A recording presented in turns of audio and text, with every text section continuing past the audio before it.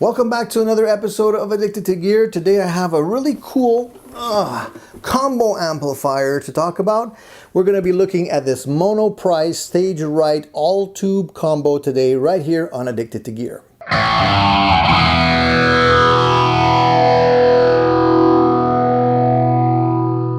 Hey, welcome back to another episode of Addicted to Gear. I'm Tony. Today I'm holding this really cool Monoprice Stage Right all tube combo amplifier with a 1x12 Celestion speaker in it. And this little amplifier has been causing a lot of interest. There's a lot of people that are really digging this amplifier because it is so inexpensive. And it's all tube. So anyone looking to spend money for a combo amp with these features, this size, 1x12 Celestion speaker, JJ tubes, actual spring reverb, you'd probably be looking at something like a Fender Blues Junior, which these days is pretty expensive. This amp is a fraction of the cost and still has a lot of the same features that you'd get in an amplifier like that, and is actually built quite well. Now, I wasn't expecting much. I have to say that. I wasn't expecting much when I got this amplifier, because at that price point, I know that you have to cut corners somewhere. So I was expecting things like, poor workmanship, a cheap cabinet, perhaps Tolex that wasn't applied properly, cheap grill cloth, things like that. But I have to say that I see none of that in this amp. I'm actually quite blown away by the fact that it's such a nice looking amplifier, nice quality Tolex, great handle, solid, well put together. There's nothing visually that I can say about this amplifier that doesn't, make me feel that it's put together just as good as a Blues Junior. The back of the amplifier here has some nice features as well. You have a nice grill here that protects the tubes. You have the Celestion 80 speaker here. This is a 7080 Celestion speaker that is used in a lot of amplifiers. Throughout the years, I've seen these in many different types of amplifiers. And although they're perhaps not the best sounding speaker, they're also not the worst sounding speaker in my opinion. And if they're matched pretty well with the amplifier that they're in, sometimes they actually produce really nice sounds. Now, this speaker is not broken in yet, and the amplifier is brand new. So the sound samples that you're going to be hearing might sound a little bit harsh. This amplifier and speaker will definitely mellow out over time, given the opportunity to break in the speaker. But I just want to point that out to you. Now, the cabinet itself is solid, well made. You have nice quality construction here. You have a full spring reverb in here. It's not a digital reverb or anything like that. It's actually a spring reverb tank that you have in here. And overall, I think that they put together a very nice amplifier at a very reasonable price, and that is the reason why a lot of people are totally blown away by these amplifiers. So one of the things I want to say about this cabinet is it does seem very well put together, very sturdy. It's not extremely heavy. It's got some heft to it, but it's easy to actually carry around with you. So if you want to put this in the back of your car, you can definitely do that. It's not overly sized or anything like that. It's a good proportion. The Tolex on this amplifier is extremely well applied. I'm looking for the seam here, and I can see that it's right there, but it's very nicely done, very clean. There's nothing peeling off or bubbling up. And it also has some great, nice looking rubber feet here that allow you to put this down and not damage the Tolex in any way. And as I mentioned earlier, it has pretty solid looking metal corners to absorb any kind of impact. they always happen eventually, so it's nice to know that the amplifier is protected. Just a couple of things I want to mention about the tone control knobs and the front panel before we get into the sound clips. One of the things I'm a little disappointed in is the fact that the switch here is either on or off. There is no standby. It would have been nice to have a standby switch there because it is a tube amp, and when the tubes are already warm and you're not necessarily playing, sometimes it's nicer to have that on standby than off. It does have a very nice jewel light there that is removable, so if ever you want to change that, change the color or whatnot, you can definitely do that. The chicken head knobs are nice. The white gives it a nice looking front panel. I do wish that they wouldn't have gone with the chrome back panel here. Very hard to see, almost impossible to see, in fact. But Fender did that for a long time, as well as PV. Maybe in the next rev of this amp, they'll go with a black panel with white lettering. That would be much better, in my opinion. When you're dealing with the switches here and you want to bring it down to the 1 watt setting, it definitely sounds smaller, more boxy when you're on the 1 watt setting. But if you compensate that with the volume control as well as the tone that you have here, you could still bring it back to life and have a lot more projection in the tone, even at the 1 watt setting. One of the things you'll notice is that they do have the gain, the volume, and they also provide a tone knob here. And it's interesting to see that they went with a tone knob, considering you do have bass, middle, and treble, as you normally would, but the tone definitely allows you to dial in a little bit more highs, a little bit more punch, and this is where the magic happens, in my opinion. So if you want to use this amp to its maximum, you definitely want to take full advantage of this tone knob.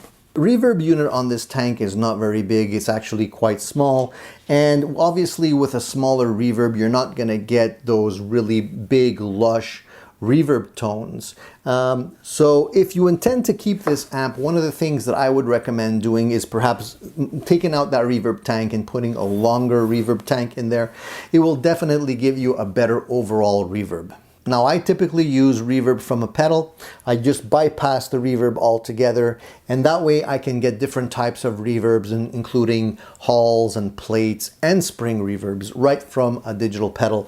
So because you have a good quality effect send and return on this amplifier, you can definitely put your modulation effects through that and get a substantially good sounding reverb overall using pedals. So looking at the back panel on this Monoprice amplifier, we can see going from left to right here that we have quite a few different things happening. Number one, we have an output which we can use to take the speaker output and just route it through another cabinet. So if you wish to use this amplifier in a 4x12 cabinet or a 2x12, perhaps even another 1x12 with a different type of speaker, you can definitely do that. I'm very pleased to see that they have included effects send and return outputs here. That will allow you to use your pedals, specifically the modulation pedals, with this amplifier to get the best sound. And they also have a switch here for an external foot switch that will allow you to turn the reverb on and off. So it doesn't come with the amplifier. You would have to buy an additional one or perhaps use one that's compatible.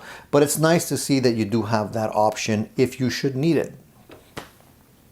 One of the things that I don't like is the fact that the wire here for the power is hard wired to the chassis and is not removable.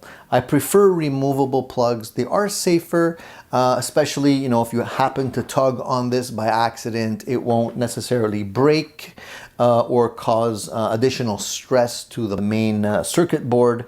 And overall, I think it's a better design. So I'm a little disappointed to see that they did that, but overall, you know, at this price point, I'm actually impressed with the rest of the features on the back panel. So let's take a couple of minutes. I'll plug in my guitar loaded with humbuckers.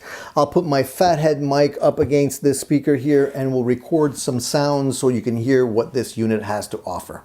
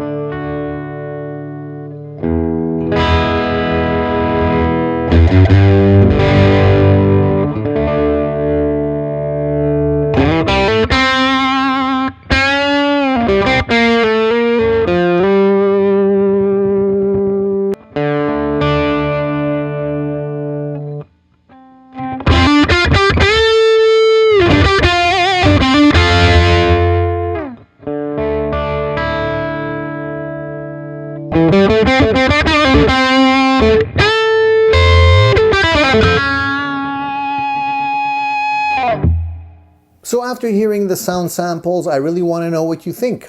Would this amplifier entice you to perhaps consider buying this instead of a Fender or a Peavey or a Marshall or something like that, specifically at this price point? Let me know if you think the amplifier could hang with the big boys. I'm really interested to know what you have to say. So guys, if you like the content we're producing here on Addicted to Gear, and you appreciate the work we put into our videos, please give me a thumbs up. Consider subscribing to the channel because there's going to be more reviews coming your way.